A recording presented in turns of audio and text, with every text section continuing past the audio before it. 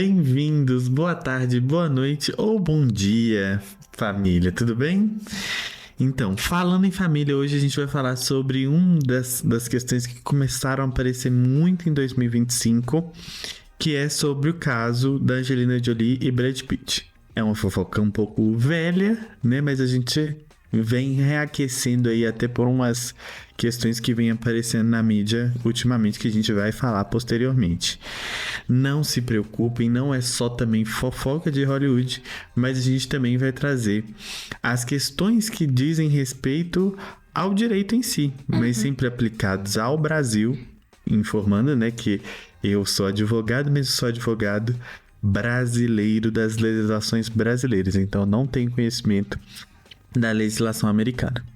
Então, como eu disse, eu sou o Felipe, sou advogado patrimonialista, focado muito nessa questão de planejamento patrimonial e sucessório.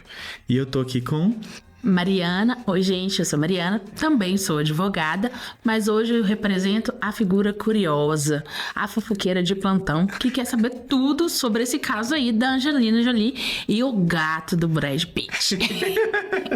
Então, gente, pra quem não acompanhou, a Angelina Jolie e o Brad Pitt, eles se casaram em 2014 e se divorciaram em 2016, né? Apesar de ter um tempo muito, né, grande, parece que eles viveram muito tempo juntos, né? Mas foi um curto período aí de casamento, até que as notícias saíram, foi nesse Formalizado, sentido. né? Formalizado. Desde então, de 2016 pra cá, eles enfrentavam, né? Porque realmente o que aconteceu na mídia foi de um suposto acordo, né? Que eles tinham entrado em conjunto acredito, no finalzinho de 2024, início de 2025.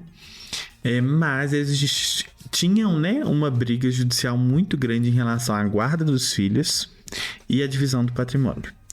O ponto importante aqui, que foi assim o pontapé inicial para esse divórcio, foi a questão de uma viagem que eles estavam fazendo no jato privado, e acontece que a Angelina Jolie e o Brad Pitt parece que teve algumas desavenças por parte do Brad Pitt, inclusive tendo algumas supostas, né, denúncias de tanto violência física quanto também violência verbal, né, que a gente fala, ameaça, enfim. Então teve esse pontapé, inclusive foi investigado pelo Departamento de Crianças e Família do FBI, mas isso não sabe-se o porquê, né, isso não foi levado à frente, mas houve tipo uma investigação a respeito disso, se houve ou não, mas não se sabe, acredito que ninguém vai saber por causa enfim, eles são muito reservados, né? Então eu não acho que isso vai vazar, até mesmo porque é uma segurança da família e é uma questão privada deles, né? E a gente aqui achando, né, que divórcio era complicado só no Brasil, né?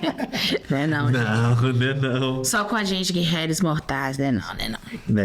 Inclusive, Mari, um ponto muito importante é essa questão dos filhos, né? Existe essa distinção tanto nos Estados Unidos quanto no Brasil, mas algumas similaridades, né? Assim, em termos de como ficou. Inicialmente, a Angelina Jolie, ela pediu a guarda, que a gente chama dentro do Brasil de guarda unilateral, e o Brad Pitt pediu a guarda compartilhada. Quais são essas diferenças? Guarda unilateral é só uma das partes que decide, né? E pronto, se fosse no Brasil, tá? Eu tô trazendo pro Brasil Angelina Jolie e Brad Pitt pra gente. Mas no Brasil... Então é a Angela Jolie e o Brad. Mas então, aí o que acontece? A guarda unilateral, então só a Angelina Jolie decidiria tudo sobre a vida dos filhos, né? Mas o Brad Pitt estaria ali fazendo essa fiscalização se tudo que ela tá fazendo tá certinho. Mas ele não necessariamente teria que opinar para ela fazer. A guarda compartilhada, eu sempre falo que é uma distribuição dessa responsabilidade sobre os atos dos filhos. Então, se eu tenho um filho que tá, né, falando, olha, eu quero fazer tal coisa.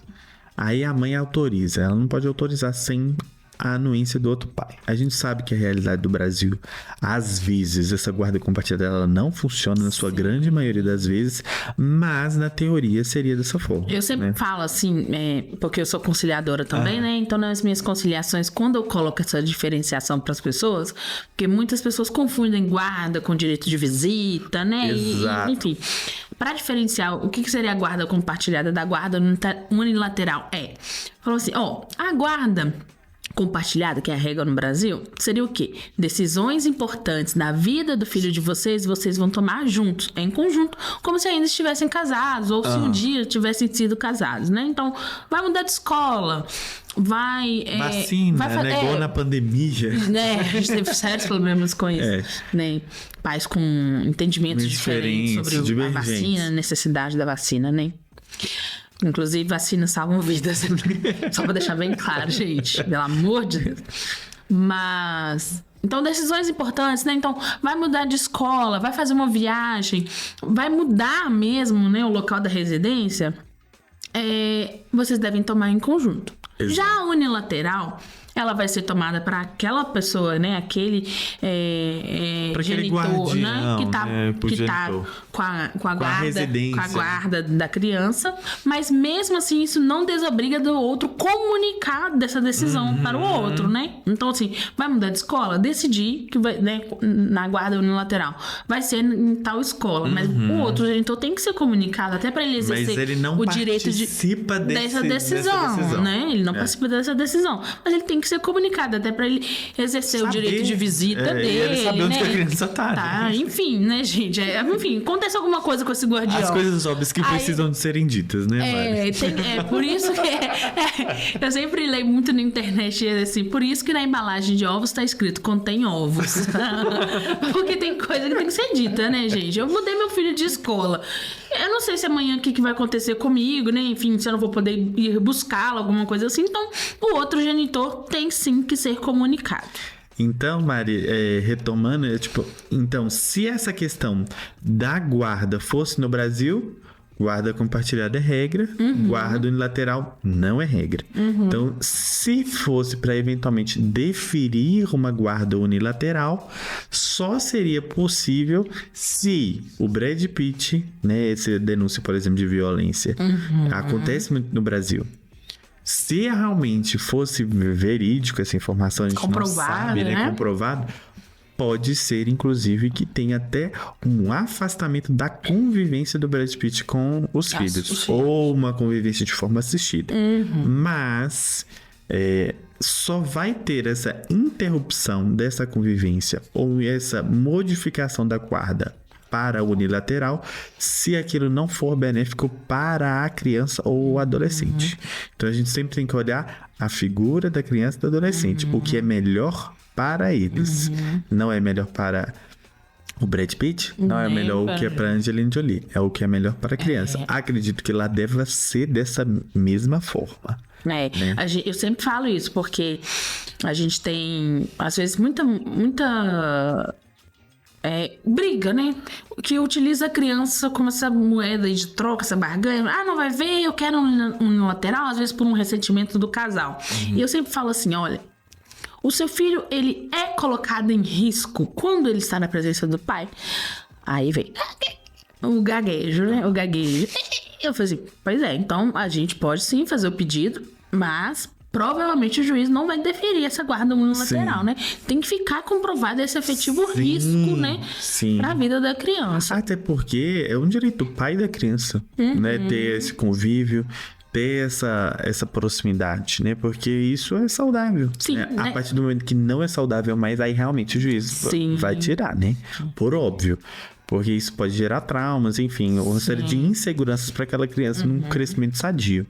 Então, se a gente está diante dessa situação, o juiz afasta. Né? Se fosse o caso do Brad Pitt, se realmente fosse constatado, provavelmente ela conseguiria tanto a guarda unilateral quanto afastamento. Então, é essa situação. E aí, Mari, além disso tudo que a gente está conversando, existe muito aquela dúvida, né? Não sei se você já ouviu falar essa dúvida. Quem fica com a criança? quem tem mais dinheiro ou quem tem mais tempo, né? Eu acho que nenhum nem outro. Sim. A gente vai, igual retoma a dizer, a gente vai olhar o que é melhor para a criança. Porque provavelmente, se fosse o caso aqui, né, de Brad Pitt e Angelina Jolie, eles são pessoas extremamente atarefadas e não vão ter tanto tempo, e os dois... A proporção de dinheiro, a gente se imagina que é parecida, né? Eu pesquisei até sobre isso, e o Brad Pitt ele tem mais acervo patrimonial que a Angelina. Só que... isso não é levado em consideração. Por exemplo, se fosse uma situação no Brasil, por exemplo, vamos imaginar o divórcio do Luciano Huck com a Angélica. Eles têm filhos juntos. Sim, sim. Provavelmente o Luciano Huck ele tem um acervo patrimonial maior do que o da Angélica, acredito eu. Porque ele tem outras atividades empresariais envolvidas, enfim. Já vem de uma família muito rica, né? Exatamente. Então, se eventualmente acontecesse, ia verificar quem tem mais condições, né, aptos a cuidar dessa criança, né? Seja com tempo, seja com dinheiro, seja com educação, seja com afeto, com quem que as crianças querem ficar. Também isso é muito importante. No cerne, a realidade é que a qualidade de vida das crianças não mudaria, né? Em questão financeira, né? Nem da Angelina. Nem no caso de Angelina Jolie e Brad Pitt, nem no caso de Luciano e Angélica, né? Exatamente. A verdade é essa. Até porque a gente entra com a pensão também pra dar uma equilibrada. E é uma baita de uma pensão, né? E é justamente pra dar equilibrada, né? O juiz, ele usa muito esse termo, né? Que a qualidade de vida, né? Tem que permanecer a mesma, né? Não pode ter esse decréscimo. Apesar que eu acredito que tem esse decréscimo, mas não pode haver. Né? Isso, não é o certo, né? O que se busca, né? É exatamente isso. Manter, né? Mas o dinheiro, por exemplo, lá, né? Da Angelina. Vamos voltar lá pro caso da Angelina Jolie e o Brad Pitt. Eu vi que tem uma discussão que eles, inclusive, tinham uma vinícola juntos, né? Na França. Aí eu não sei se foi comprada juntos ou era só de um, só de outro. Nesse caso, por exemplo, essa vinícola, que parece que ser uma vinícola que traz uma grande rentabilidade, né, para os dois. Trazia, pelo menos, né? Como que fica isso? Então, Mari, eu sei que virou um motivo de briga, né? Teve muita briga em relação a isso, principalmente em relação às crianças. E em relação a isso, houve uma discussão muito ferrenha entre os dois, principalmente porque a gente não tem acesso de como que era o regime de bens deles, como que foi optado, mas eu acredito muito que eles devam ter feito um pacto antinupcial, sabe? Mas, voltando a essa questão da vinícola... Eu vi nas reportagens, né, e na mídia, que estava acontecendo realmente era que essa vinícola estava no nome dos dois. Então, independentemente do regime, teria essa comunicação, né? Provavelmente, os dois eram proprietários, né? Então, não há que trazendo discutir, isso para o né? Brasil, seria o mesmo caso. Mesmo que se fosse uma separação convencional no Brasil, que o que é seu, e o que é meu, se tivesse no nome dos dois... a gente teria que discutir sobre isso. Adquirir em conjunto, né? Adquirir em conjunto. Então, se for realmente esse o caso, a gente vai falar que tem que ter essa divisão. Né? No Brasil, se não tivesse especificado qual que seria a porcentagem, a gente considera 50-50. Se há especificação da porcentagem, por exemplo, que a Angelina Jolie tinha 30% e o Brad Pitt tinha 70%. Aí teria essa especificação, essa diferenciação. Mas se não há essa diferenciação, a gente teria aí uma ideia de que é 50-50. Mas, quando a gente está falando de Brasil... Se eles tivessem feito um pacto antinupcial, eles poderiam personalizar algumas cláusulas. Né? Sim. E aí, é importante disso, a personalização até em relação ao patrimônio. Por exemplo, eu quero que tenha comunicado... Eu não quero, se fosse o caso da Brad Pitt e da Angelina Jolie, deles especificarem, olha... Em eventual divórcio, essa parte vai ficar para o Brad Pitt. Em eventual divórcio, essa parte ficará para a Angelina Jolie. Em eventual divórcio, não quero que comunique essa vinícola porque eu adquiri anteriormente. Sei lá, alguma coisa dessa forma. Entendi. Então poderia ter uma especificação mais concreta em relação a isso. Me parece que isso não estava, porque se estivesse, não teria tido essa briga. Né? Exatamente. Pelo amor de Deus. E além disso, acho que a gente é muito importante até te falar isso para o pessoal ter uma noção. O pacto antinupcial, esses acordos prenupciais, eles são importantes, inclusive, para poderem regulamentar outras coisas ou deixar até mais claros os deveres dentro daquela família. Me soa até um pouco absurdo, mas assim, em alguns casos dos Estados Unidos, eles determinam até, por exemplo, encontros que eles têm que ter semanal com o outro parceiro. Você fala encontros, relações sexuais. Relações sexuais, relações de encontro mesmo, de olha, date, vamos ter... né, que eles usam, exatamente, um date. Quantos dates vamos fazer? Um mês. Meu Deus. Eu não ia poder fazer 3 vezes, não. Porque eu quero date todo dia. Mas aí a gente consegue determinar essas coisas também, que não são só sobre patrimônio. Por exemplo, lavar vasilha. Quem que vai ser obrigado a lavar vasilha? Eu ia comprar uma... Como é que chama aquela lá? Lavadora, né? Lá é comum, né? Lavadora. Exatamente. Não, se bem que se eu fosse Angelina Jolie, né, gente... Com o Brad Pitt, eu acho que eu lavaria a louça pra ele. Eu faria tudo que ele quisesse. É Brad Pitt. Brincadeira, gente. Como diz a minha mãe, boniteza não põe a mesa. Mas aí essa questão dos acordos pré-nupciais, eles não são muito bem quistos no Brasil por uma certa desconfiança no outro parceiro em falar sobre o patrimônio. Então, assim, existem essas resistências, né? Você já falou, né? Então isso acontece no Brasil justamente porque as pessoas não... Esses pactos antinupciais, pré-nupciais, né? É uma falta de romantismo, sabe? Assim, se você falar com seu parceiro sobre patrimônio, é uma falta de romantismo. Aquele romantismo Disney. Nossa, meu Deus, ele não confia em mim. Nossa, ele não me ama. Ele não... Sim. Não é isso. É essa falta de comunicação. Que é muito por uma ideia de falta de romantismo, né? Assim, se eu falo sobre isso, eu não sou romântico. Tá. Aí isso aí desanda, né? É aquela menininha do carrossel. Isso é tão romântico. Aí isso é tão não romântico, né? Exatamente. Mas não tem nada de romântico, tá, gente? Eu quero saber dessas de romance, pessoas. Não. É engraçado, Mari, porque chegam no meu escritório achando que aquela pessoa era, assim, super justa e tal. Quando chega no divórcio, gente, transforma. Que devassa! Transforma aquela pessoa. A briga, né, gente? Nossa. Aquela pessoa já vira, né, assim, um inferno na vida da outra. Então, assim, essa falta dessa clareza nos objetivos é muito importante. Quando tá no romance ainda, né? E é tão importante isso, Mari, porque eu fiz recentemente um acordo pré-nupcial. Parecem poucos, mas tem essa demanda, graças a Deus. Eu acho que é uma demanda que tem que se aumentar para as pessoas criarem consciência em relação a patrimônio, a tudo que está envolvido dentro do casamento. E aí, esse caso dessa moça, ela prevê uma cláusula dentro do acordo pré-nupcial que, se ela for vítima de violência doméstica, que ela pode ser ressarcida em tantos reais. Então, assim, isso aí deveria virar tendência no Brasil, hein, gente? Ó, tendência 2025. Porque, infelizmente, nós, mulheres, criadas para o amor romântico, nunca não entramos, né, num relacionamento acreditando, que vamos ser vítimas de violência doméstica. E violência doméstica, assim, os casos, infelizmente, estão cada vez crescentes no Brasil. E a gente não tá falando só de violência física, né? E eu acho que a violência, ela cada vez tá ficando mais sutil. Que é a pior. A violência psicológica.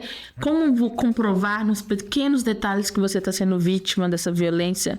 Na verdade, como perceber também, né? Que eu acho que é o principal. A violência psicológica, porque quando você leva um tapa, você sabe o que você levou. Com certeza. Né? Não tem como. Agora, quando você tá ali naquelas minúcias no dia a dia, tendo a sua autoestima diminuída, né? Eu costumo falar até, Mari, assim, de experiência não sofro, né, esse tipo de violência. Mulheres sofrem e eu tenho o meu local de fala só como advogado, né? Eu não tenho meu local de fala como mulher.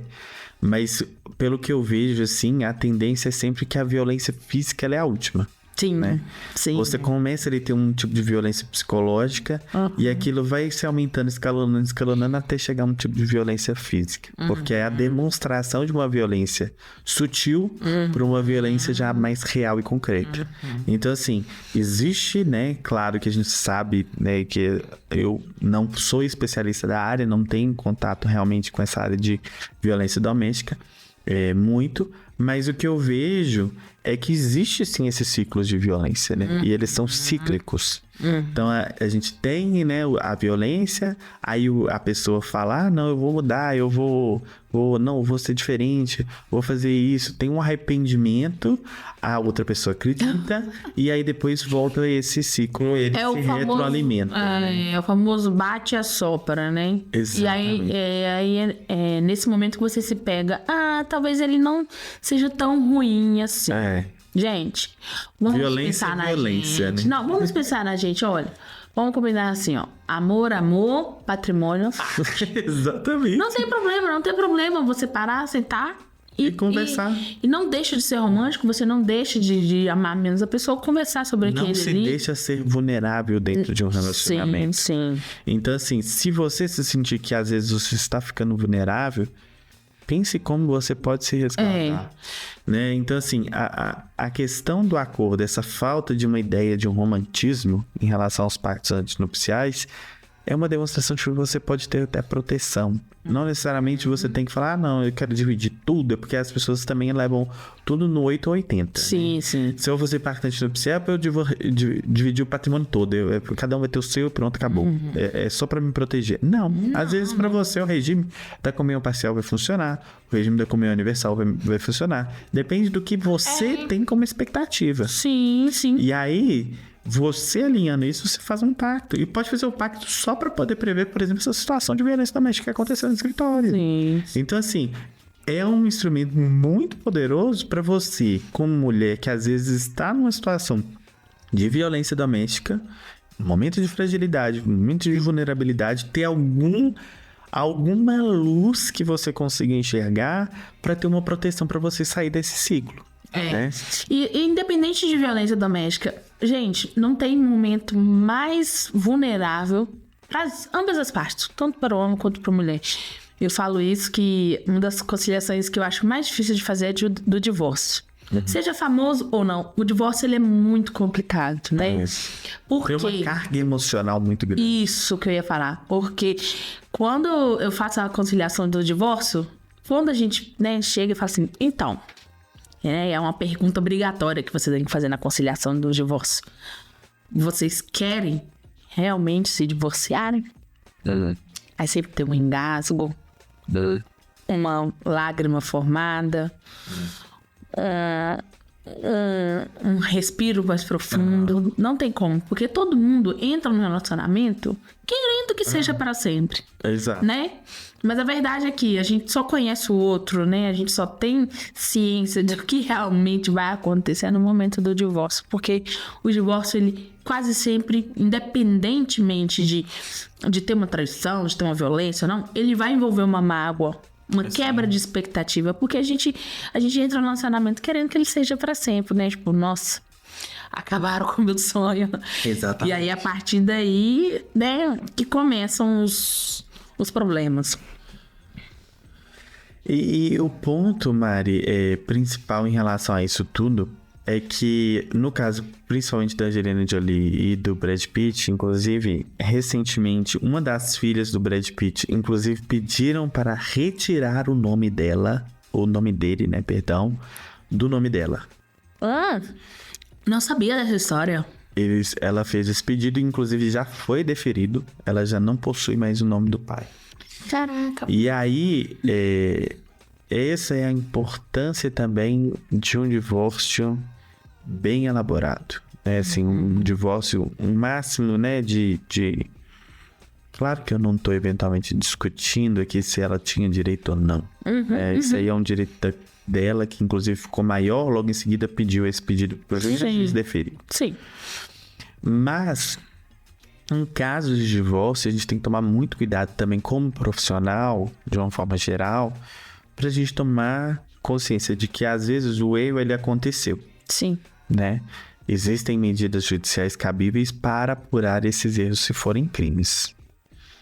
Deixa o judiciário resolver isso. Sim. Siga com a sua vida, porque eu costumo dizer, faça as medidas judiciais cabíveis, mas continue com a sua vida, se for possível, né?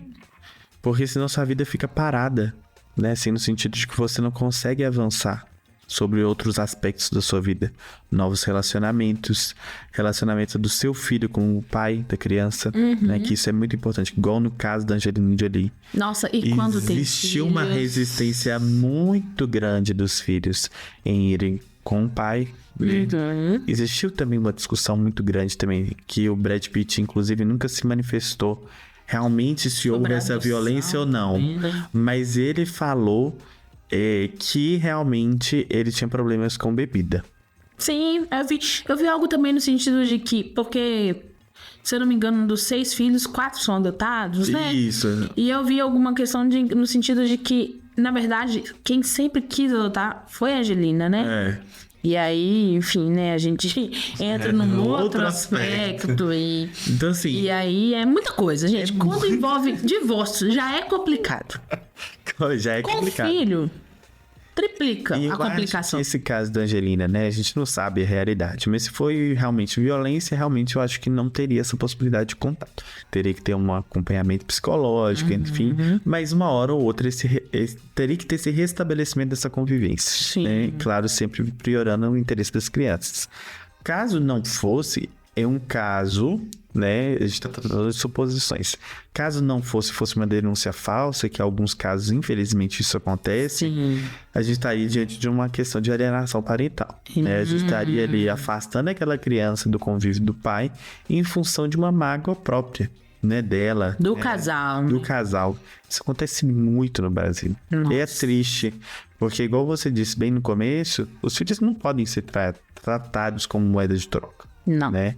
Os filhos, eles não podem estar envolvidos nessa relação pai e a mãe. Eles são a relação...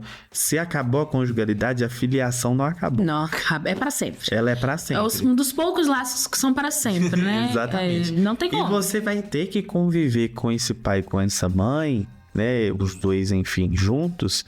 para a criação do filho. Sim. Não tem como você fugir dessa realidade. Então, minimamente, vocês não vão ser melhores amigos, mas minimamente vocês terão que conversar sobre essas questões envolvendo os filhos. Justo.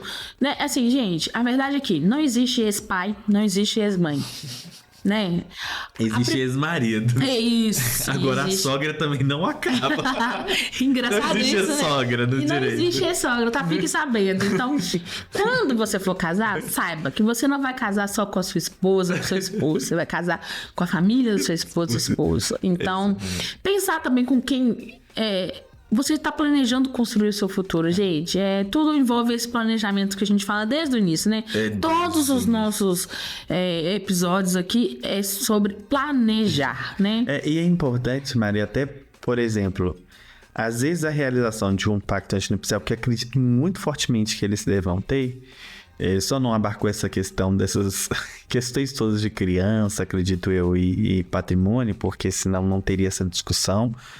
Ou se essa discussão fosse, não ia demorar desde 2016 até hoje, se tivesse um pacto. Mas é um alinhamento de expectativa. Então, se eu faço um pacto antinupcial, eu tô conversando, olha, Mari, vamos decidir como vai ser as nossas situações? Vamos falar aqui como que vai ser, essa casa que eu comprei antes. Você concorda? Olha, Mari, eu tenho um financiamento. Não gostei. Eu tenho financiamento do apartamento, mas que acontece muito, Mari. Se eu tô na comunhão parcial de bens e eu tenho financiamento e eu pago esse financiamento durante o casamento, automaticamente o outro cônjuge ele tem direito a essa parte do financiamento que foi paga, né? Então eu posso convencionar dentro do pacto antinupcial que esse financiamento e as parcelas que eventualmente foram pagas com o meu salário vai ficar de fora da comunicação.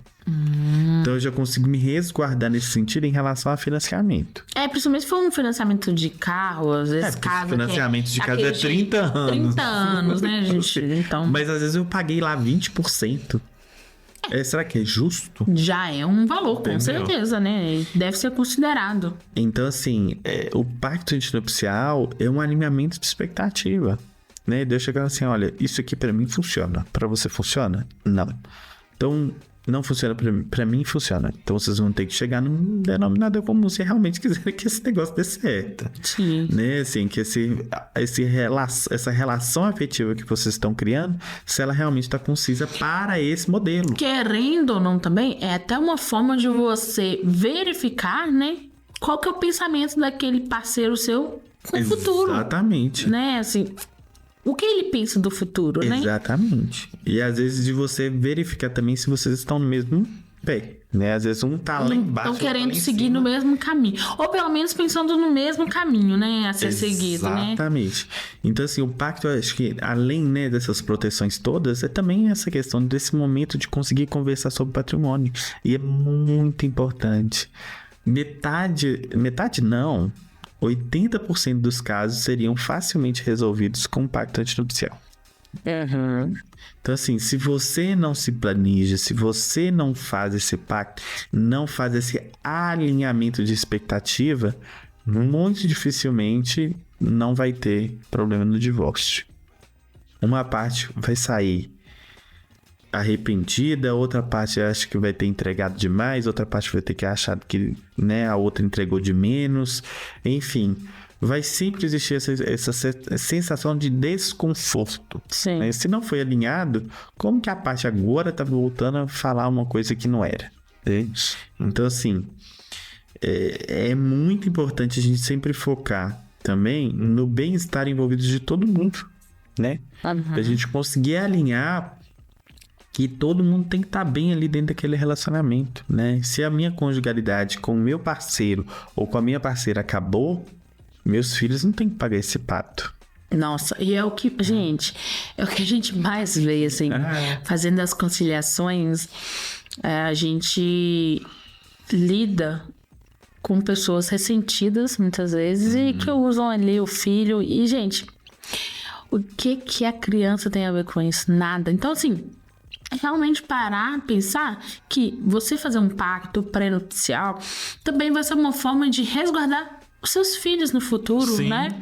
Porque com o divórcio vai vir aquela carga emocional, né? Muitas vezes aquela carga de mágoa.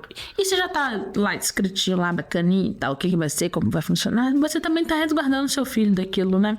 Com certeza, com certeza. Então, assim, façam pactos antinupciais, conversem com seus parceiros sobre a questão do seu patrimônio. Vê o que está começando a ficar sério. É o momento ideal de conversar. Olha, vamos conversar sobre isso. Olha, eu quero construir minha vida com você. Eu quero fazer as minhas coisas com você. Mas para isso eu preciso que a gente alinhe algumas coisas. Pra gente ver se a gente faz sentido, né? Olha, se a gente tá caminhando para o mesmo lado. Se a gente tá caminhando para um destino comum. Né? Então, assim, é importante esse diálogo, né? Não é desconfiança, é você zelando e cuidando. Porque você, quando conversa, né? Eu acho que isso aí a psicologia conseguiria ajudar a gente muito. Mas quando você consegue conversar sobre isso com seu parceiro, até a alta confiança que ele tem em você, de que você não vai passar a perna nele, porque você é sempre claro, né, nos seus objetivos e nas suas ponderações, é que realmente a confiança vai aumentar. Sim, se eu consigo conversar sobre questões, se eu consigo ter conversas difíceis, as conversas fáceis, elas são muito mais propensas, e as conversas difíceis, em algum momento, ela vira fácil, né? E não existe relacionamento sem conversas difíceis. Sem diálogos. E sem diálogos sem também. Conversas difíceis. As conversas difíceis elas são coisas de adultos, gente. Infelizmente, elas são necessárias. Assim como pagar boletos. Nossa Senhora. São difíceis, né? Não são fáceis. E não é sendo demagoga, né? Que é difícil pra qualquer um. Pra mim, pra você. Não, e a gente... Mesmo a gente tendo essa clareza, né? Esse certo conhecimento, ainda assim são difíceis. E a conversa difícil, ela serve também como você tomar um posicionamento da sua vida, né? Como um todo. Porque, igual você bem disse, conversa difícil não é só dentro do relacionamento. Conversa difícil é dentro do trabalho. A conversa difícil é com, sei lá, se você tá num cargo de gestão, você passar essa informação para quem você tá gerenciando. Então, assim, é importante ter conversas difíceis. Conversas difíceis são necessárias e posicionamento na sua vida, né? Se você não toma essa decisão... Alguém toma por você. Alguém toma por você e amanhã pode ser que você não esteja aqui mais. E aí você vai viver infeliz. É isso que você quer da sua vida? Muito sério. Muito sério. Então, assim, posições na sua vida são necessárias para você também quanto à existência, né? Então, alinhe as expectativas com o seu parceiro, né? Para não acontecer situações como essa aqui da Angelina Jolie e do Brad Pitt. Se eles já tivessem convencionados, né, em relação a isso, seria muito mais fácil, né? E existe uma resistência muito grande, pelo que eu li do Brad Pitt em relação a isso, porque em algum momento houve a concordância da Angelina que esse bem seria para ela, para ele, não para ela. Então, assim, teve esse levantamento todo. Eu li também, mas eu não sei se procede, que ela também vendeu a parte dela sem a anuência dele. Sensacional. Então, assim, é uma confusão, né? Então, assim, tem essa situação também de alcoolismo. Então, assim, são inúmeras situações. Então, conversem com o seu parceiro. Quando você verificar que realmente está numa situação dessa, procura um psicólogo, né? Assim, procura alguém que possa te dar um suporte. Que às vezes também não é o caso de você terminar, mas às vezes é... Tá, e dois profissionais que a gente não pode abrir mão, né? É um advogado e um psicólogo. Não tem como. Exatamente. Todo mundo precisa, gente. Uma hora, se não precisou, ainda vai precisar. E se você acha que você não precisa, você deveria repensar, tá? Porque não é só quando você precisa, né, Mari? E eu acho que o psicólogo e o advogado, em certa medida, eles têm que ser acionados de uma forma preventiva. Com certeza. Então, assim, se você tá passando por uma coisa, você tem que esperar a coisa explodir pra você procurar um psicólogo. Às vezes você tá sentindo, nossa, tô com um ressentimento, alguma coisa assim, deixa eu ir no psicólogo pra eu conversar. Não é uma coisa grande, mas que você precisa de falar sobre aquilo. Então, se você está falando sobre aquilo, automaticamente aquilo vai se dissolvendo e você vai tomando outros caminhos. Assim como o advogado. O advogado, você não tem que procurar o advogado quando já está no pior dos problemas. Primeiro que os honorários vão ser altos, porque o conflito já está grande, e aí provavelmente a força que o trabalho... A força de trabalho do advogado, ela vai ser intensa, porque se tem quanto maior o litígio, maior é ali a demanda do advogado. Sim. Se você atua de forma preventiva, você entende que você não aumentou aquele tamanho daquele problema, que ele tá um probleminha assim, né? Então, até mesmo os honorários do advogado vai ser mais baratos, né? Então, assim... E não só honorários, porque tem outros prejuízos que eles não são rentáveis, Mari. Saúde mental não é rentável. Nossa. Não é rentável você ter que ficar vinculado com a pessoa, sabe? Eternamente. A boa convivência mesmo. Então, assim, são inúmeros os ganhos que não possuem valor, principalmente saúde mental. Então, assim, procurem advogados e psicólogos de formas preventivas, né? A gente tá falando aqui de famílias, né? Falando em família, procurem psicólogos e advogados de formas preventivas. Não espere o problema explodir para você procurar esses profissionais, né? Isso. Então, procurem ajuda. Não tem nenhum problema em procurar ajuda, tá bom? É importante. Então, eu não sei se vocês gostaram da nossa discussão de hoje, né, Mari? Mas... eu adorei. Estamos aqui, aguardamos que vocês tenham gostado. Estamos também... aguardando que vocês sugiram alguns temas que vocês acham interessantes, né, para a gente discutir nesse podcast, né? Isso. Porque manda a gente está falando em família. Isso, né? gente. A gente quer saber da família de vocês. Quer saber do feedback de vocês sobre esses assuntos. Mandem sugestões. Exatamente. Curtam, compartilhem. Mostrem para a família de vocês. Talvez o podcast pode ser útil para alguém que você conheça, pontapé, né? Então, assim, escuta esse podcast aqui, o que é que você acha? E a partir daí você introduz essa conversa com a família, né? Ou até com o seu próprio parceiro. Com o seu próprio parceiro. E é isso, né? E em caso de violência doméstica, liguem 180. Exatamente. Obrigada, gente. Tchau, tchau. E até mais, gente.